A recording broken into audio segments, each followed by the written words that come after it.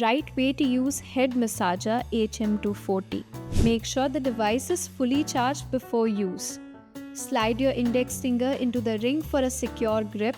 Press and hold the power button for 2 seconds to turn it on.